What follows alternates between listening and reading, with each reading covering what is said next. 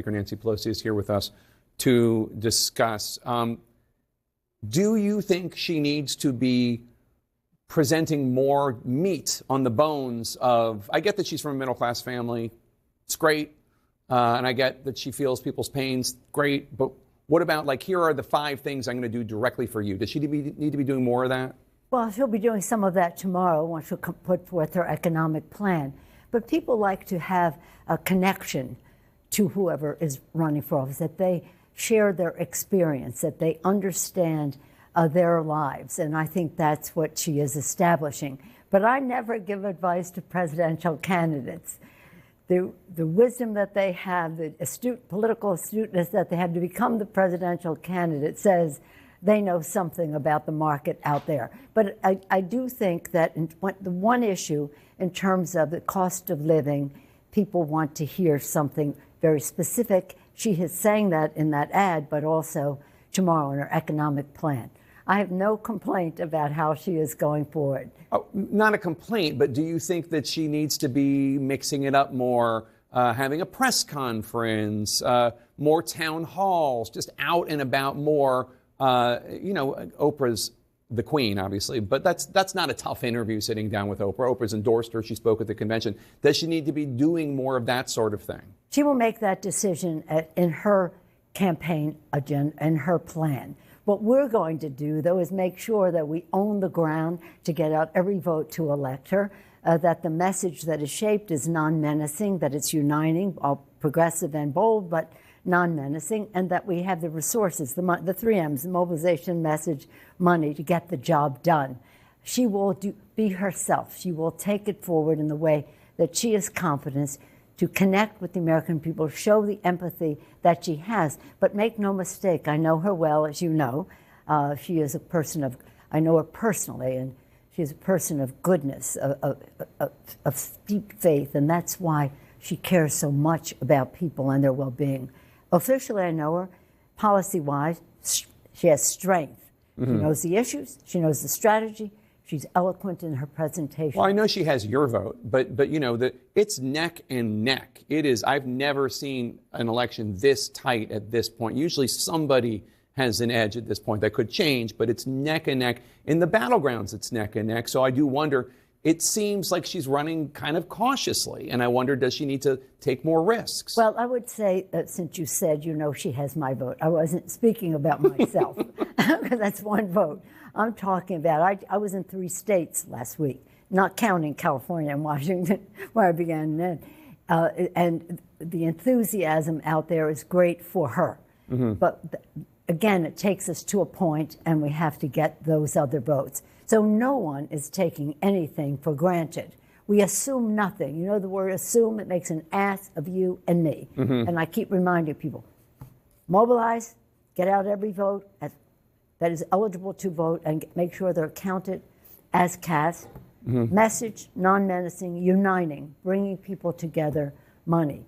No wasted time, no underutilized resources, and no regrets the day after the election that we could have gotten out more votes. I'm sure that you hear from progressive voters, Democratic voters who say, as I hear from them on social media, the media made such a big deal out of Joe Biden's alleged cognitive problems. Why don't they talk about Donald Trump's cognitive problems? Well, Donald Trump talked about that just a second ago, and I want to get your reaction. Let's run that clip.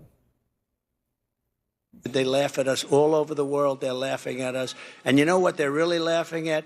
Kamala, because they can't believe that she's going to be president. They can't believe. You talk about cognitive problems? She's got bigger cognitive problems than he has, in my opinion. Donald Trump saying that Kamala Harris has bigger cognitive problems than Joe Biden. Why would you even cover that? This is a person who's not on the level. He is their nominee for president. He is incompetent. Let's not even talk about the silliness of it all and the weirdness of it all and the assault on women that it is. We're not going to talk issues. Incompetent. The only thing he did as president, when he had the majority, was to pass a bill that gave a tax cut that gave 83 of the benefits to the top 1%, adding $2 trillion to the national debt. The worst job creation record of anybody, president since Herbert Hoover. Because of COVID, yes. Well, it's not because of COVID. We put $3 trillion into the economy when he was president, working with and the Congress working together. We put $3 trillion into the economy. So don't blame it on COVID. And what did he do with COVID? Denial and delay, responsible for thousands and thousands of people dying. So if you're going to forgive his job record because of COVID, make sure you attribute many of those deaths to him as well. Not forgiving anything, just noting the content. Incompetent. Forget silly and crazy and crooked and all the rest. Incompetent. Let me just say, why do I run that clip? I run that clip because that's the Republican presidential nominee, and I thought you might have a reaction to it. I'm about to run another clip, and this one is the House Speaker, Mike Johnson, and today he was asked whether he'd follow the regular order when it comes to the election certification process. If Kamala Harris beats Donald Trump in November, we don't actually have the clip. I'm just going to tell you what he said. He said, quote, if we have a free, fair, and safe election, we're going to follow the Constitution. What do you think of that, the caveat? Why should there be a caveat? Why don't we just all agree? Why don't we just all agree? Whoever wins, we are for the peaceful transfer of power. He's trying again to wed himself to this fake conspiracy theory about the election. But you know what? We don't agonize, we organize. And we organize to make sure that Hakeem Jeffries has that gavel on January 6th. It's very essential, not only for the issues that we care about, our kitchen table issues, lowering the cost of prescription drugs, which we have done, lowering the cost of health care, which we have done, lowering the cost of child care, which we did, but we have to renew, lowering the cost of so many things, housing, as Kamala has put forth. That's all important. But our democracy is very important.